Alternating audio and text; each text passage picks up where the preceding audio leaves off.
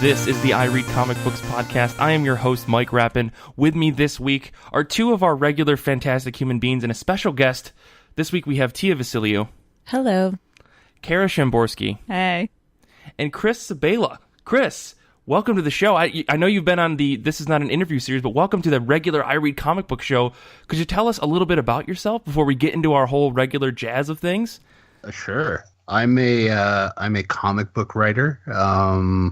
I've written a bunch of stuff. Currently, I'm writing Crowded, coming out from Image, which just got nominated for an Eisner for Best New Series. Congratulations. And I have two new books coming out next month. One's called Trustfall from Aftershock with Chris Visions, and the other is Test from Vault Comics with Jen Hickman. And when I'm not doing that, I'm being an idiot on the internet. You know, that's okay. I think the rest of us, or at least I can attest to being an internet idiot as well. So, Chris, I want to thank you for being on this show, because I think at this point Mike is afraid to put Mia and Tia together in the digital room, but apparently with a guest it's okay. So Yeah, thank you I'm for the letting buffer. Tia and I talk to one another recorded Sure. way. Yeah. We'll be on our best behavior because we have a guest. listen, I know that that's absolutely not what's going to happen today. So, Yeah, that seems unlikely. yeah. Chris is a good influence on us. What are you talking about? Oh my gosh. Let's stop recording. Anyways, let's do the thing we do every week, and let me ask the question I ask you guys every single week. How have you been? How have comic books been? Let's start with you, Tia. Okay, well, I'm just going to point out that in the show notes for today, in this section I've written, leave me alone. I was at TCAF reading zines made by Art Hose, okay? And that's basically what I've been reading this week. I was at TCAF last weekend. I bought a bunch of zines. They're awesome and beautiful and cool. And I also picked up Megan Mogg in Amsterdam because I love Megan Mogg, and for some reason I didn't have that volume, and so I've been reading that and cracking me up. That's Simon Hanselman's book with the witch and her cat boyfriend. And I wish I had more to report for you, but I was very busy at TCAF putting together a fashion zine, and so I'm like the Grace Coddington of comics now, I guess. I don't know.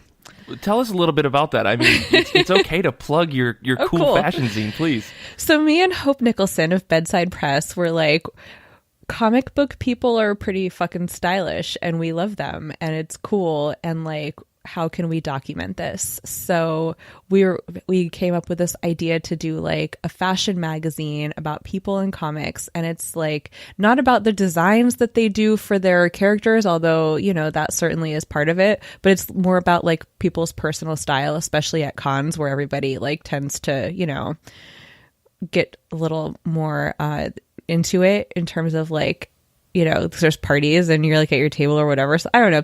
Yeah, we did photography. You got a peacock. Yeah. Yeah, sure.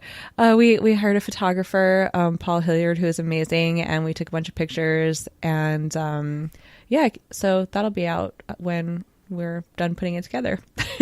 I mean, you don't need to put a date on it. That's really exciting. I'm glad you got to do that, because it sounded like you guys had a blast from the little bits and pieces I think I've seen on the internet and in our Telegram chat and stuff. I mean, for our listeners who haven't been to TCAF, which is, does it stand for the Toronto Comics Arts Festival? Yeah. Did I get it? Okay. Yeah. So for our listeners who haven't been, can you describe the convention in brief? Because it's very different from mainstream comic conventions. Oh, yes. Yeah. There's no Marvel and DC. There's not even Image. There's no TV people. You're not getting autographs from celebrities unless you think like cool indie creators and like famous manga creators like Junji Ito was there. That was cool. Right. You know, so like it's just a different crowd. It's like it's a little bit more like artsy and indie. Yeah. It's in a library. It's in a library, which Right. I love. Which Yeah, is that great. was the other piece I was going to bring up. So yeah, the second issue of the zine that we're hoping to do, if this one works out, is probably going to be Eisner fashion. So Chris, like, you know, you gotta. I don't know if you're planning on going to the Eisner since you haven't your book nominated, but you know, if you'd like to be featured, talk to me after the show. We'll get you An editorial. Yeah. Oh, yeah. No, there's not I might put a shirt with a collar on. Ooh. Wow. And maybe pants that aren't jeans. So, and maybe a tie. Hey, I was talking to a friend, Ivan Salazar, about how it would be fun to do like a Met Gala style arrivals at the Eisners. What color Sure. carpet? I mean, Anna Wintour already got the pink one. I know, we'll figure it out. Anyway, this was supposed to be about what I read this week, and the answer is, sorry guys. Some zines. It's okay. Yeah. That's all right. You had a very busy weekend, and it sounds like it was productive, and that's all that we can hope for in some cases. So, anyways, Kara, what about you? How have you been? How have comic books been? I'm delightful. It is raining You are. in California. Oh, thank you, Tia. It is raining in California, and all the Californians hate it, and I love it. I've been the most obnoxious rainy week person ever. Everyone at my place of work who is a Californian hates me right now because I'm just like, guys, it's raining. It's raining a lot. And they're like, I know, I hate it. I'm like, no, this is good. The plants need it. I need it. This is wonderful for the whole planet. Like, they're over me because they keep complaining that it's cold. I'm like, you don't know what cold is until you've been in a polar vortex in Manhattan. And it's like, yeah. So, in terms of comics, I'm the perfect segue from Tia because I read The Prince and the Dressmaker by Jen Wang. Yeah. Which is an absolutely stunning graphic novel about a prince who wants to wear dresses, and he finds this like avant-garde dressmaker who wants to be a designer, and they spark up a friendship while she helps him look the way that he wants to look. And the illustrations of the clothes in this graphic novel are so beautiful. Like, I want to this is one of those books that I want to like pass back in time to my younger self because like I don't know if fourth grade me would have appreciated this book, but like middle school, high school me for sure. But I'm saying fourth grade because that's when I was convinced I was going to be a fashion designer, and so I have all these like lined notebooks full of all of these clothes that I was drawing all the time. So this book reminded me heavily of that moment in my own life, and I was like, yes, this speaks to me. So when Tia was talking about the fashion shoot that she and Hope were doing, and all how the people who go to comic conventions do have an opportunity to express themselves style-wise in a way that you might not in the normal world, I was like, yes, this book, we have all been about fashion at this moment in time. Mm-hmm. So yeah, I really loved it. I love the colors. I love the storytelling. I did tear up towards the end out of joy. It is a wonderful book, and if you love fashion, or just like if you love good storytelling and storytelling about gender fluidity, I highly recommend. Yeah, it's like a Disney story that is about something that's a very, I think, hard topic for some people to understand, and it's such a solid comic from beginning to end. I love that. That was a book that really blew me away when I read it. Mm-hmm. Well, Chris, what about you? How have you been? How have comic books been? I know you first time on the full show. I mean, I guess, how have you been in general? Especially with the Eisner nomination. That's got to be exciting. Yeah. No, I've been good. I've just been kind of digging out, trying to get work done and not being hugely successful at it. It's a weird year for me. So, Gotcha. Yeah, I'm just kind of, I don't know, enjoying life with a dog mostly. Mm-hmm. Yeah, that's kind of my scene, I guess. I don't know. Yeah, it's been a weird year, but I'm okay, and yeah, I'm excited about the Eisners. I'm sure we won't win, but it's cool. I feel like it's best to just go in with low expectations. And you sound like one of those. You sound like one of those Hollywood people who, when they talk about that, I'm thinking specifically of Tropic Thunder, where Ben Stiller's talking about to even be nominated for an Oscar, and the villain is like, you were nominated, and he was like, no, but like to be nominated itself would be wonderful. You sound like that. It is. It's pretty cool. Like, winning would be nice, but honestly, like just getting invited to the table is, I don't know, it's nice validation that like I'm not crazy and that the things that I think we're doing really well, like other people like it too. I don't know, it's weird. Like even with like social media and stuff, like I still feel like so much of this stuff is done in a vacuum that like getting sort of that big external validation is really nice sometimes. Yeah, man. I mean, congrats. It's honestly like a huge honor. The book is solid. From what I read the first trade, it's really solid. So you can take it from me as well. You're hearing it first person. Sweet. I'll mark it down. Expert comic book reader Mike Graben approved. Yes, I've been to 2 art history museums, That's so true. I know what I'm talking about. Mike has been to the Louvre. Yes. Anyways, so Chris, what comics have you been reading, if any at all? Sometimes I realize people are really busy, like Tia's at TCAF. If you haven't read anything, that's totally fine.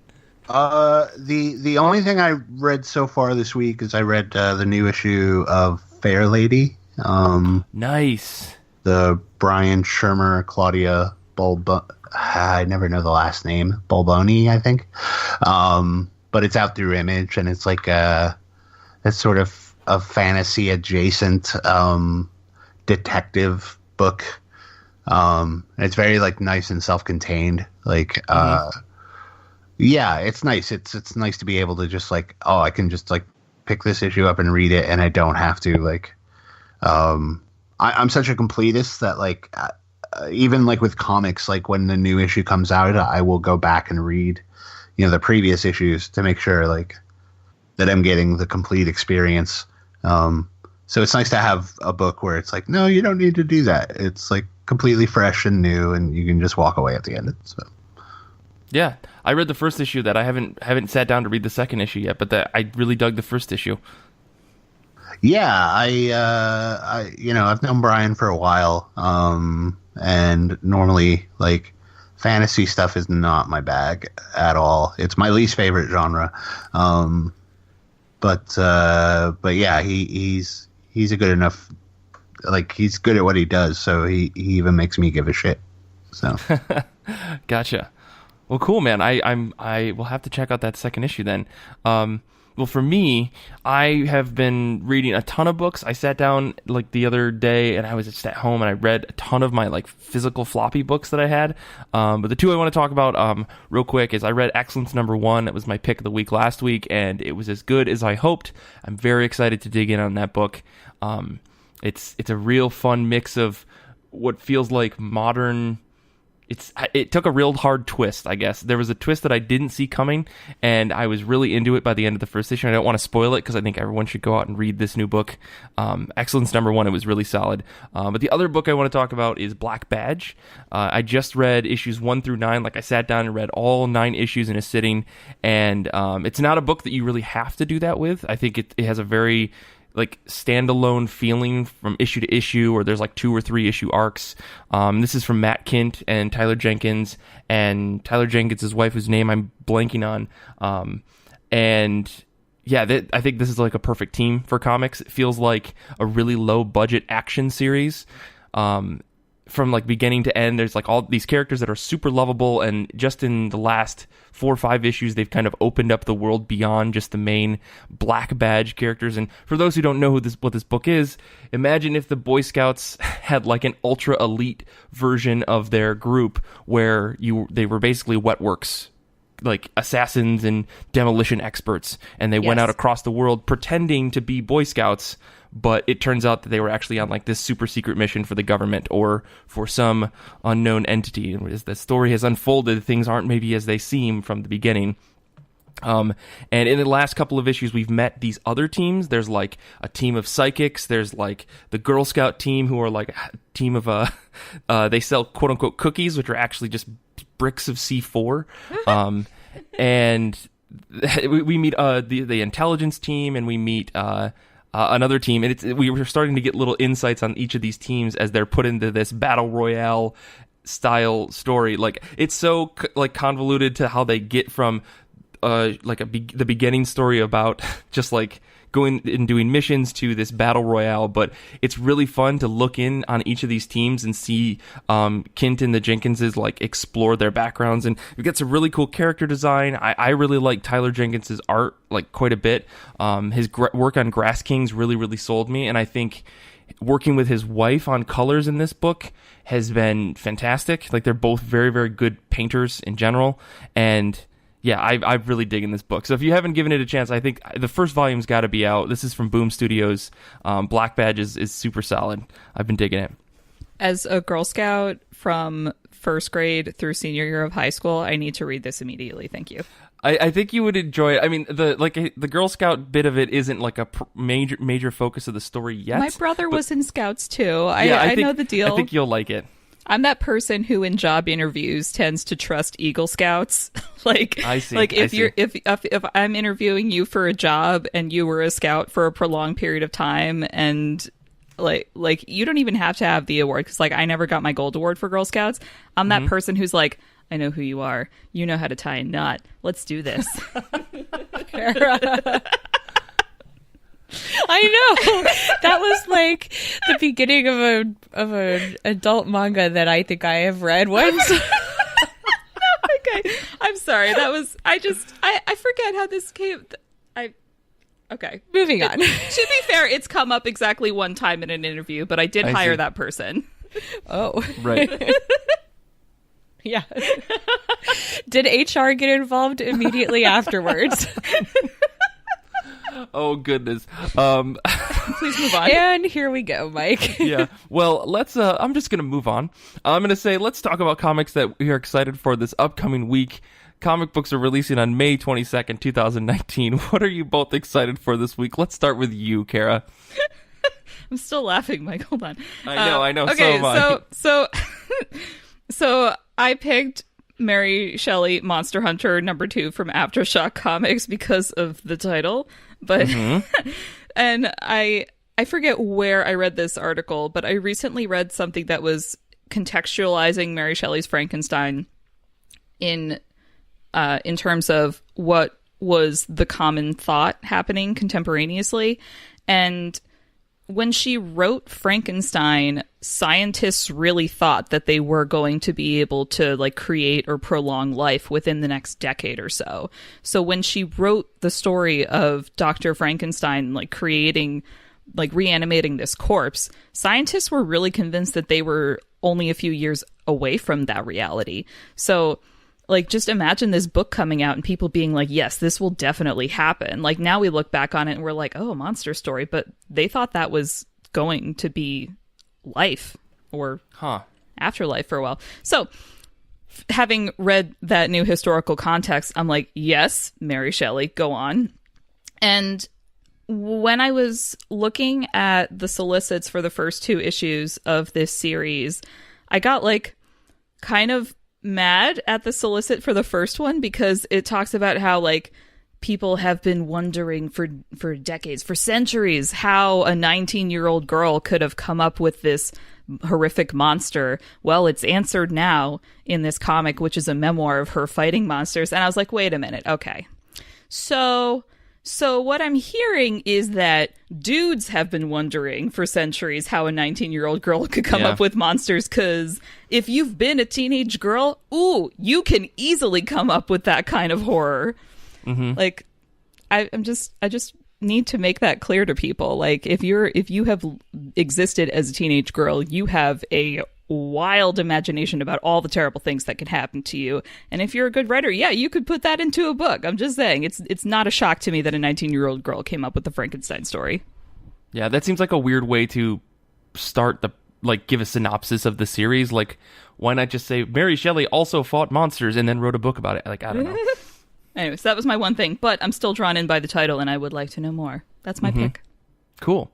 Chris, what about you? What are you excited for in the coming weeks? I mean, I've already read it, but okay.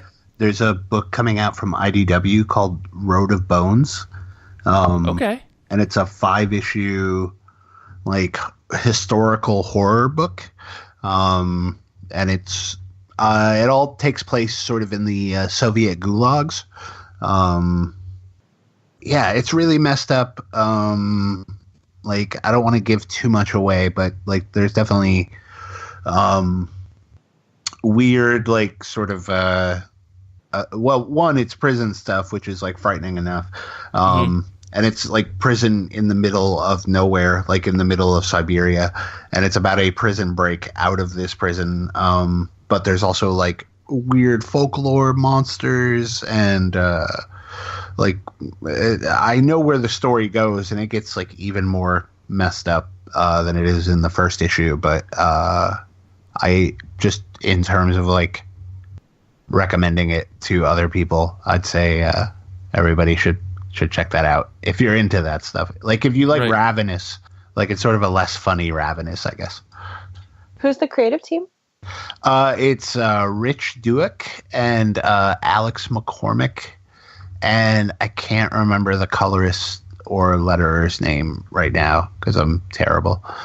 But That's okay. but yeah, that comes out. Yeah, I don't know. I just kind of I'm bad at like knowing what's coming out, even of like my own stuff lately. I'm just like, That's all right. oh right, No, that's I'm the happening. same way. Yeah.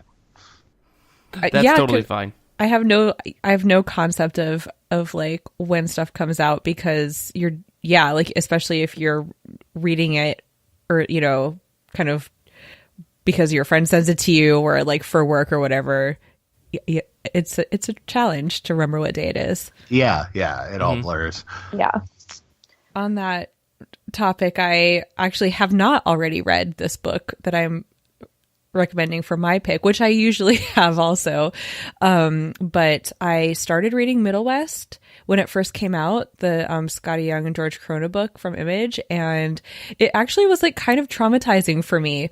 It was traumatizing for me in a really specific way. And I was like, oh, I don't think I can read this because it's just going to upset me. But everyone's talking about how wonderful this book is. And so now I feel like I should like power through. And so the trade is out next week. So I'm going to be brave and I'm going to read it because it has like the DNA of all the stuff that I like Return to Oz and Miyazaki and like that sort of kind of childhood dark fantasy adventure vibe. And I really dig that. So I'm just going to like push past the like yelly stepfather thing and go for it. Gotcha. Yeah, I feel like I know I've seen this on the shelf. I don't know anything about this book. Like I don't know what it's about. All I know is that Scotty Young was on it, and I was kind of just waiting for trade to hear what people heard about or said about it. Well, everyone loves it, and it's out next week in trade. So there you go. I mean, yeah, that sounds like a perfect opportunity for me to check in on it. Cool. Well, for me this week, I'm excited for Runaways number 21. This is Rainbow Rowell and I'm gonna butcher this, but Andres Guénolé probably, and this is just a continuation of the Runaways story for folks that have been in love with Runaways for forever, like I have.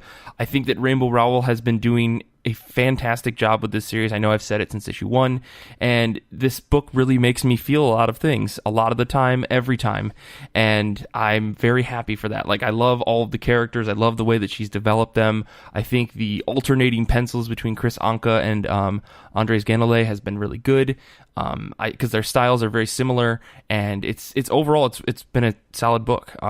Everything else that I had was X-Men books, and I feel like I wanted to give everyone a break this week and not plug an X-Men book. So Runaways 21. If you're not reading Runaways, I highly recommend you do it because I think it's a really good series. Even if you just jump on with this new run, I think that Rainbow Rowell does a good job of summing up what's happened in the past with some of these characters pretty well. There are some moments where I think, like, if you didn't read Vision, you're going to miss out on some of the Victor Mancha stuff that happened. But on the whole, it's a very good book, and I think all the characters are just as easy enough, like you can fall in love with them just as easy as you did in the first series. So yeah, Runaways 21. Mike. Yeah. First of all, I'm so proud of you for finding a non-X title to plug. And Yeah. but tangentially off that, one of my nerdy coworkers came up to me the other day and he was like, "Hey, are you following X-Men?" And I was like, if by following X-Men, do you mean listening to Mike Rappin of the IRCB podcast explain what's happening? Because I feel like that's the only way that I'll understand it. Then yes, I am following it. Well, I'm glad. I'm glad I could be of service. You are. That's your community service for the year. What exactly is happening in X-Men? Because nobody knows. I could go on about that. Maybe I'll talk about that in the break. But yeah. Anyways, we'll be back in a second. And Chris, we're going to talk all about you and your awesome books that are coming up.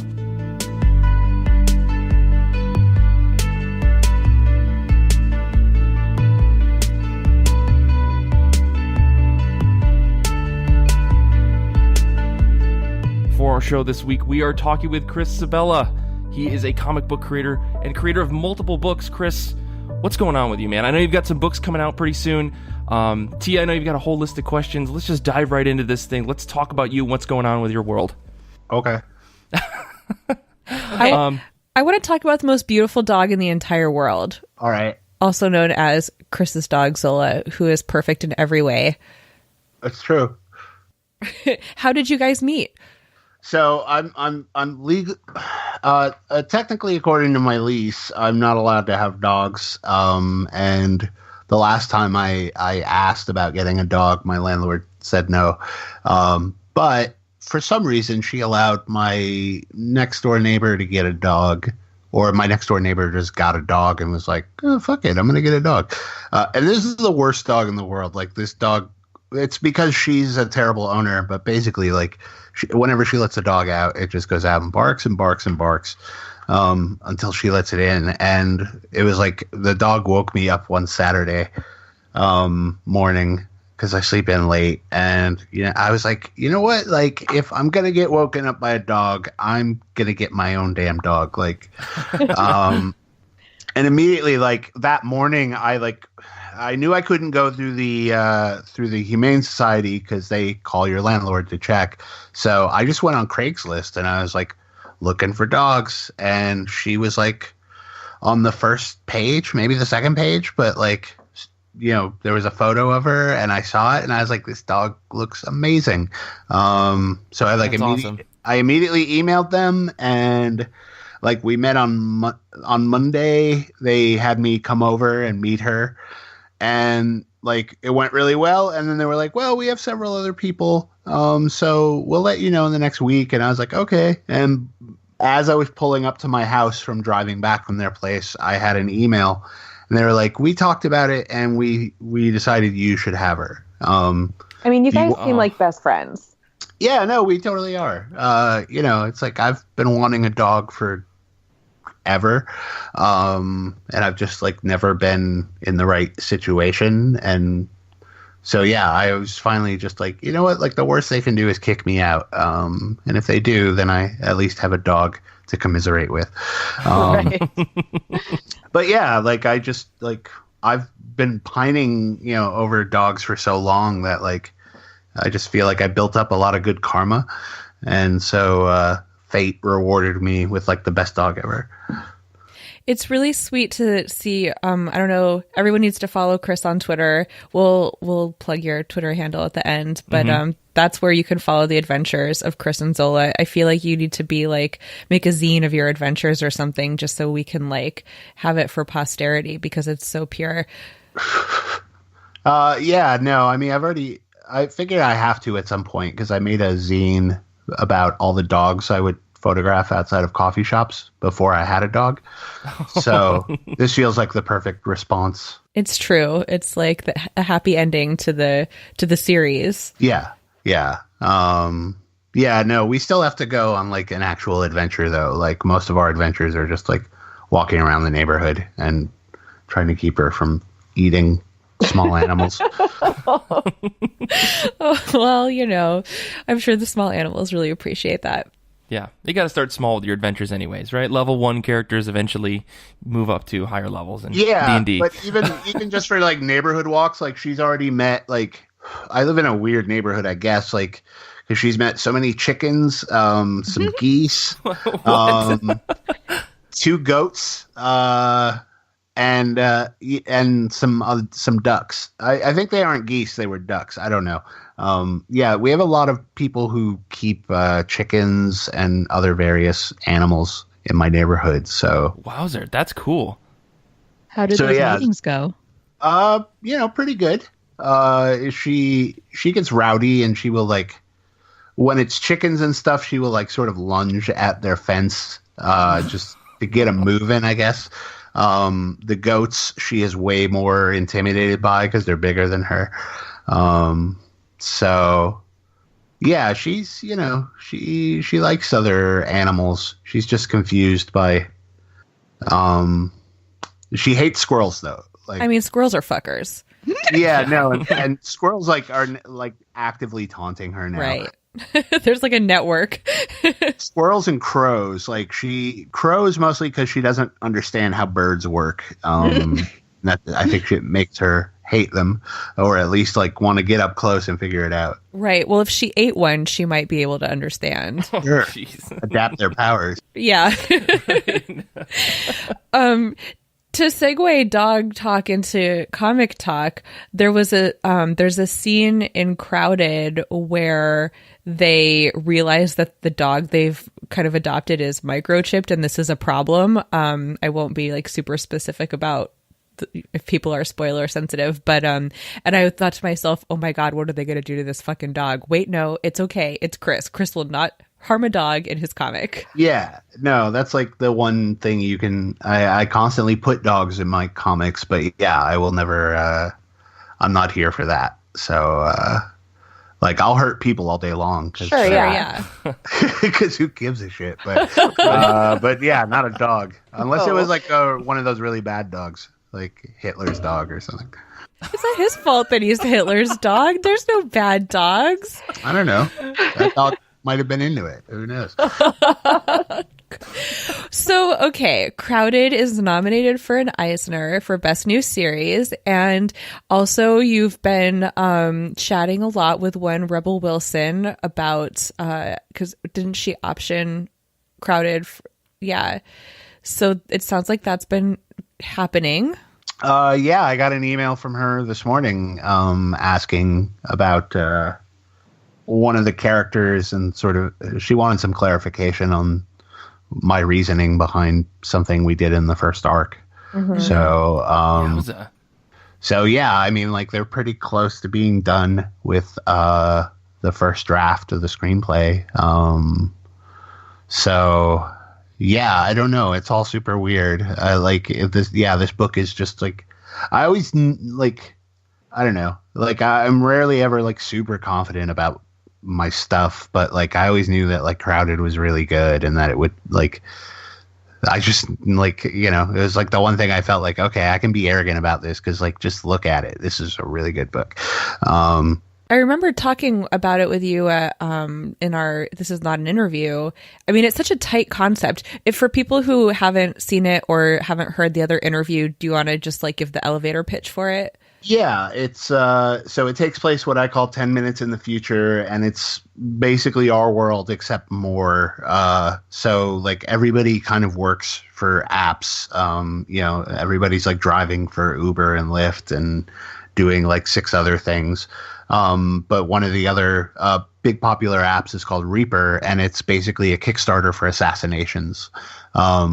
So if you know, your ex is pissing you off, or you know, the barista at Starbucks keeps misspelling your name and you just can't stand it anymore, you can open a campaign on them, and as long as somebody gives money, then somebody can go out and kill that person and collect whatever's been raised. So our story is about a woman named Charlie who wakes up one morning, has a Reaper campaign open on her, and it's already at $1 million, and she has no idea why. So she hires the lowest rated bodyguard on our Uber for Bodyguard app. Her name is Vita, and they basically go on the run for the next 30 days while everybody is trying to kill them and collect the money, and they're trying to figure out exactly why this is happening.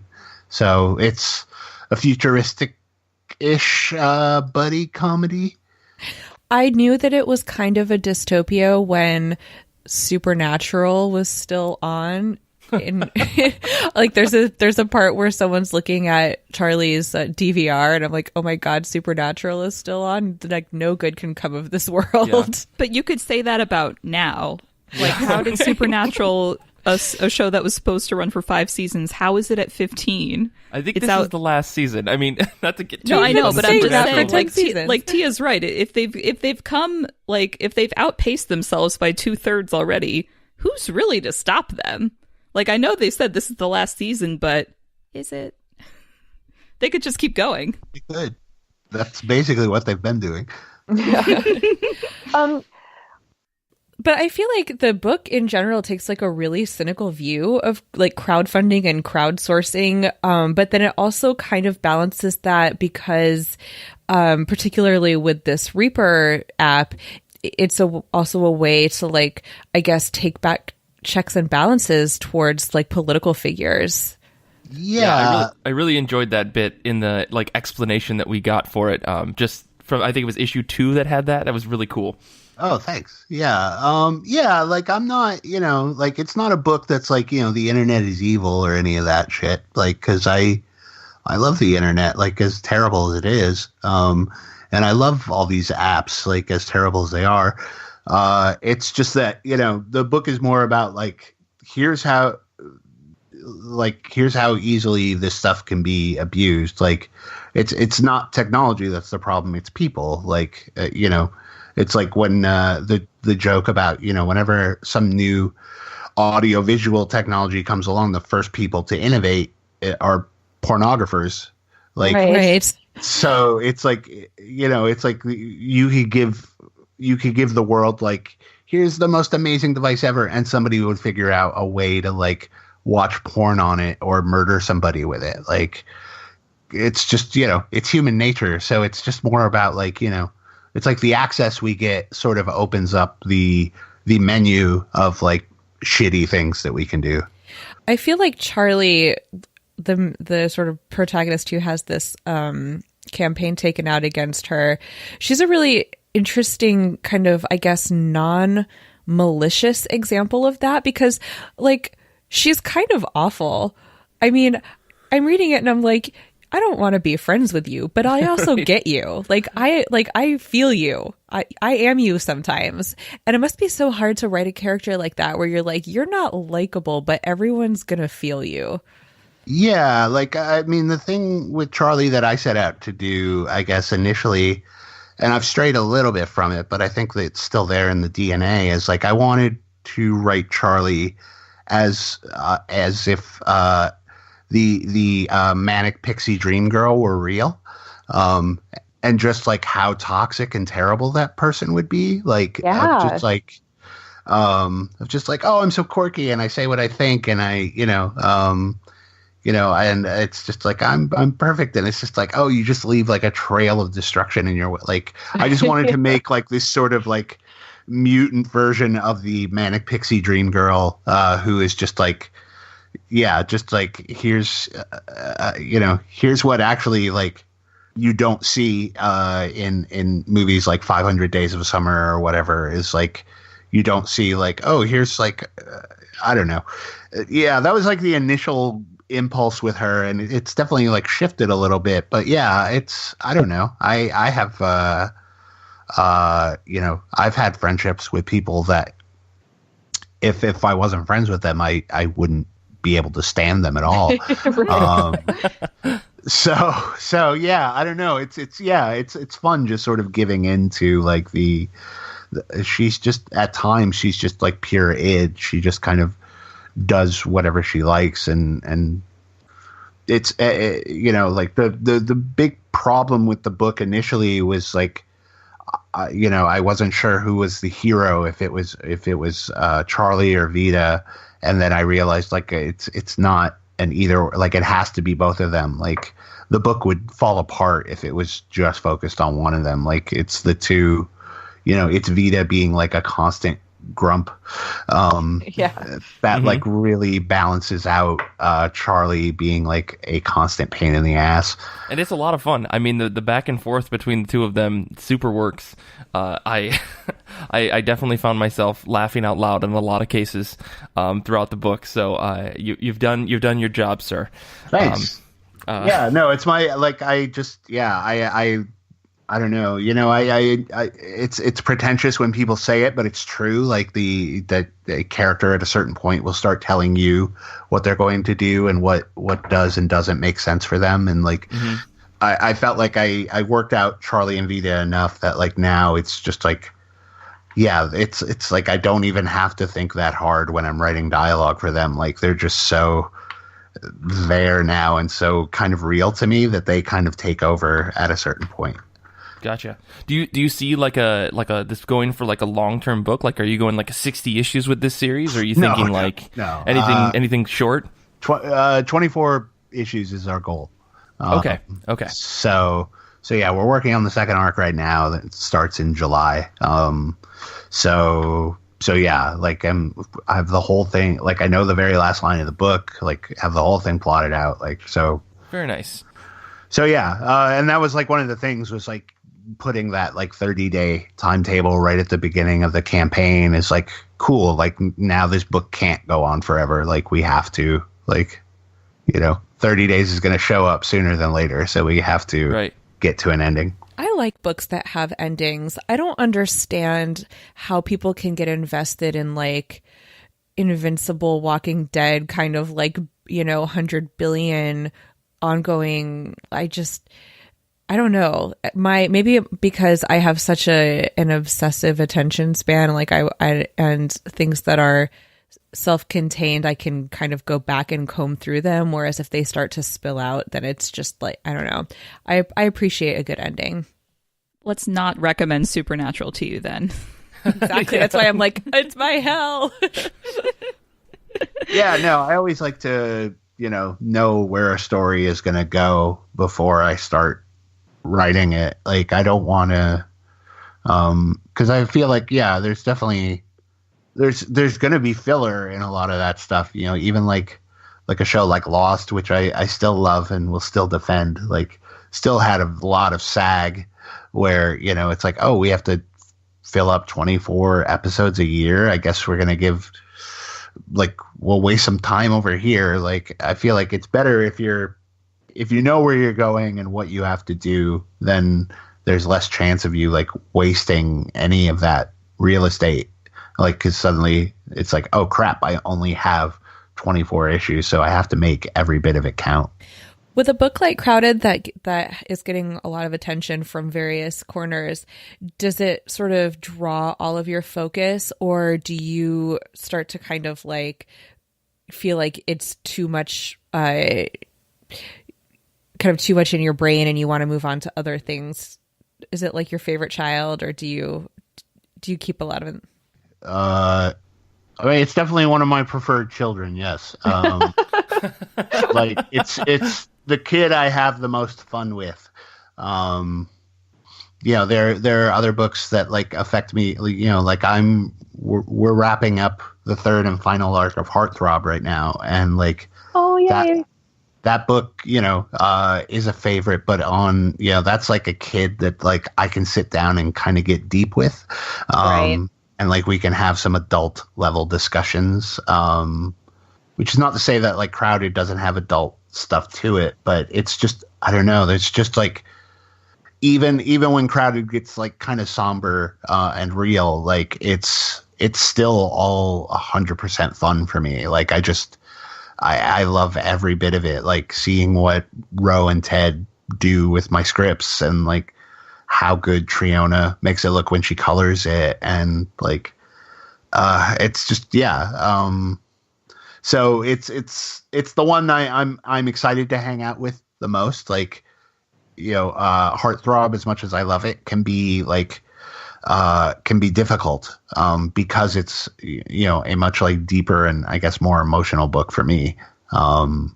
It's hanging out with it is a lot more fraught with wobbly feelings, whereas Crowded is like, I always know I'm gonna have a good time. It's always gonna be like a total blast. I'm glad that Heartthrob's coming back. I really love that book. Yeah, we're that's another one that like I've known where it's been going. We've just been sort of quietly working on it in the background. Gotcha. Can you tell us a little bit about your 2 new upcoming books you said you have coming out? Yeah. So the first one is Test from Vault Comics, and that's myself, Jen Hickman, Harry Saxon, and Hassan Otsmain Allahu.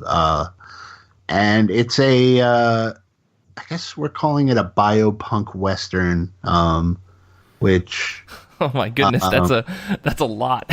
It's a mouthful, yeah. But basically, it's the story of I'm not good at the elevator pitch on this one, but basically, it's the story of this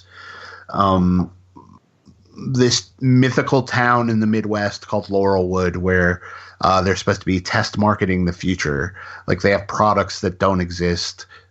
They're showing movies from franchises with actors that don't exist in our world. Like they have test market towns all throughout America where they test out like new Burger King meals or, terrible KFC sandwiches. So this is like a town where we're testing things that are like 50 years down the road. And our story is about our main character is this human guinea pig who has basically been living their life making money off of nominating themselves for research studies where they get, we're going to dose you with this drug or we're going to deprive you of sleep for 2 weeks and pay you, like $1,000. So it's, this sort of like human guinea pig who wanders into this mythical town and what happens. It's a really weird, the fact that I can't talk very precisely about it. It's just I don't know. It's a really strange book, but I love it. It's even the first issue, it feels like a Euro comic. It doesn't feel like a traditional comics market comic. It feels like we're doing some sort of Mobius type thing. Not that I'm saying that I'm anywhere that any of us is anywhere near Mobius. Own it, Chris. Just own it. Yeah. No. I'm just saying, I get that vibe of this doesn't feel like your sort of traditional Western comics, I guess. Gotcha. It really surprises me that you don't have a digestible elevator pitch because I feel like you're really good at that. All of your books, I think, have just such a solid, tight elevator pitch, and then you kind of fill them in with all of the cool character stuff and world building. So I'm really excited to read this now because that sounds very different from It is it's very different from a lot of my other stuff. So I think that's why I find it hard to talk about it, just because it feels alien to me at times. It feels like, did I have anything to do with this? It sounds like you're trying to describe a dream that you just woke up from and can't quite remember. And that kind of solidified for me when you said, oh, this feels kind of more like a European comic, more like a French comic. I'm like, oh, so it's like you know what it is, but describing it doesn't do it justice because there's more to it than just the words, if that makes sense. No, for sure. Yeah, no, that feels very dead on. But just I've always had trouble sort of boiling tests down to 2 or 3 lines because it feels like something much bigger and sort of fuzzier than a lot of my other stuff. Gotcha. But my other book, Trustfall, which is coming out from Aftershock also next month, is with Chris Visions, who we did 3 volumes of my first sort of big creator-owned book, Dead Letters. So Trustfall is about a woman who has the ability to teleport things, but not herself. And she is a member, her family is a crime family, and she's sort of the golden goose. So they send her to go rob impossible things, and then she has to get out, and then they're supposed to come and pick her up. Like, that's the trust fall element, is like she could teleport everything away, but she can never teleport herself, so she's still relying on them. And basically it's about what happens when her family isn't there to catch her, and she starts to discover like that her life is nothing like what she thought it was. It's just sort of like a lean 5-issue like revenge story, but with like teleportation powers. Cool. Yeah, it's just like sort of like cool and fun, and I don't know. It's one of the things that like it got deeper than I thought it would. I just thought like, well, here's a cool concept, and then the more I got into it, the more sort of emotional it became. But like at its heart, it's like, you know, I'm very inspired by like the movie Firestarter with Drew Barrymore. Okay.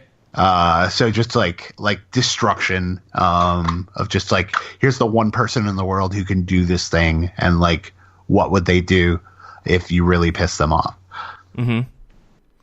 Interesting. That's, I would you say that like, I guess I was going to ask this when you were talking about Test, would you say that a publisher like Vault kind of lends to doing weirder books like that? I mean, Yeah. It sounds like something like Trustfall is like, seems like more in the realm of the type of books that Aftershock puts out. Like, are those publishers influencing the types of stories that you're writing?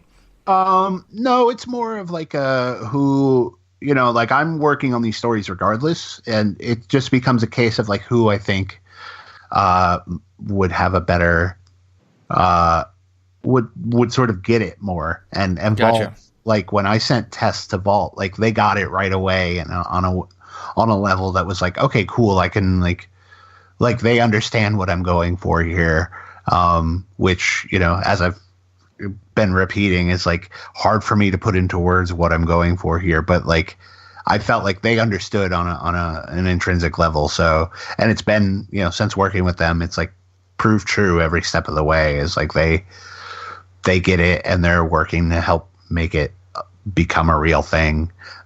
Whereas like Aftershock, you know, I did my book Cold War with them, which was also just like a sort of like big concept sci-fi sort of mayhem book.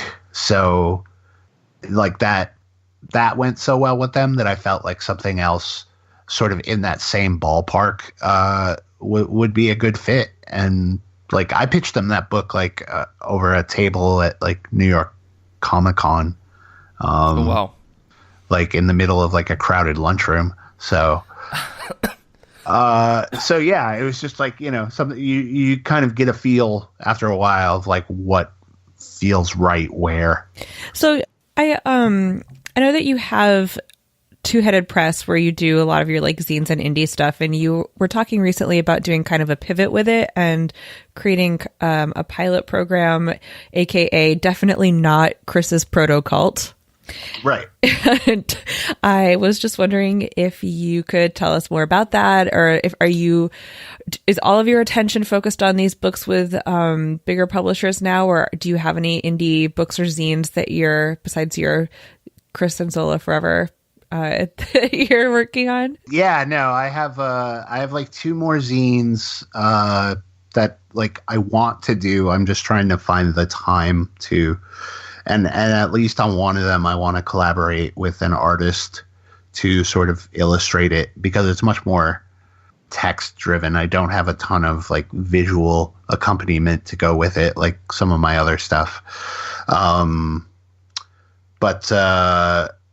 yeah, I have like a couple, and I have like one huge project that I want to do that I've been wanting to do, I think, for the last 20 years now.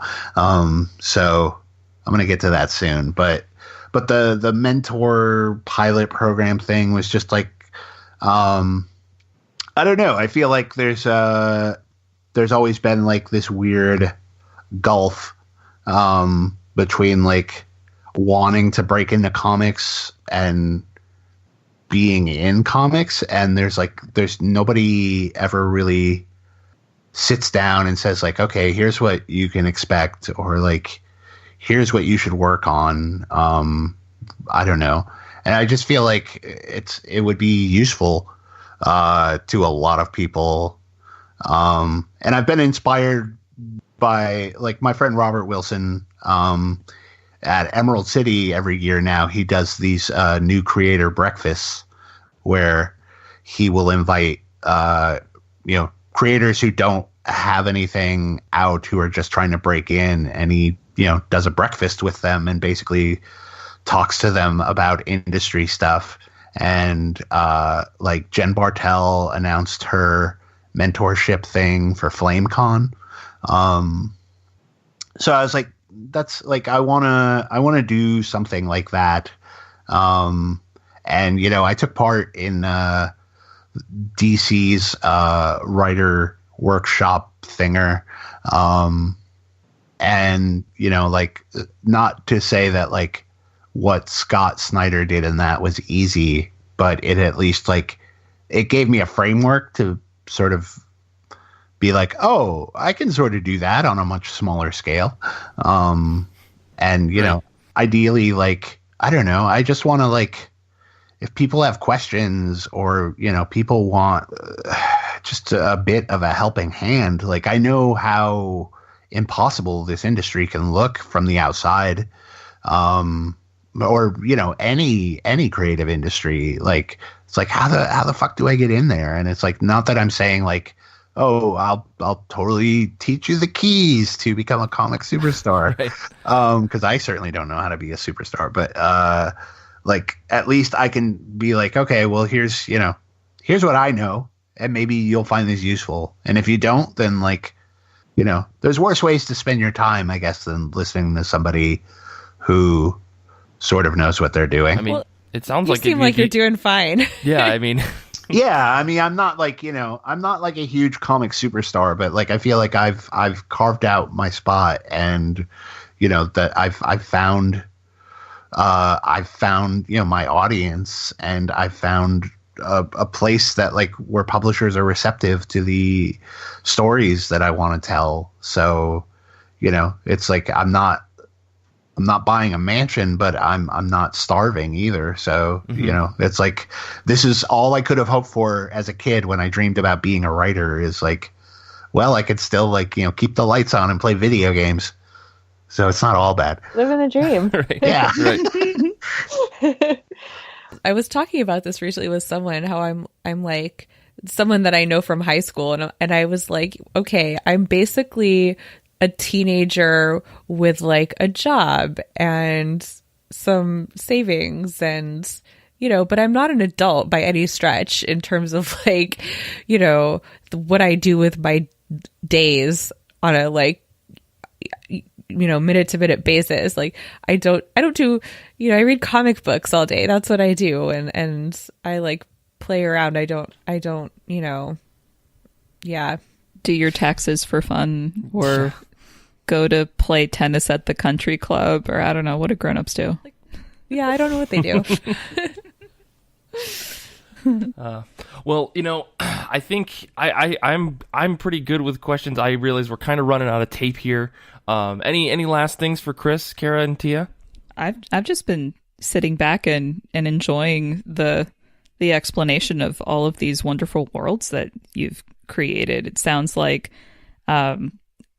it sounds like characters are important to you, and that speaks to me, because a plot can be garbage, but if I'm there for one of the characters, it doesn't really matter to me. So yeah, no, that's how I feel. Like, it's like I sort of got lost for a little bit, where I got super, when I was like pitching. I remember I pitched Crowded to a different publisher, and they were like, well, that concept sounds cool, but and I realized, like, oh yeah, there's no, like, characters there, like, and I had to refocus everything. I mean, because that's what I love, but I started to get sidetracked by, like, oh, that's a really cool plot, but it's like, one, like, as a reader, I'm not going to give a shit if there's nothing for me to hold on to, and two, as a writer, like, I need to care about these people in order to, like, tell their story. I can't just, like, be like, yep, that's a really cool concept, like,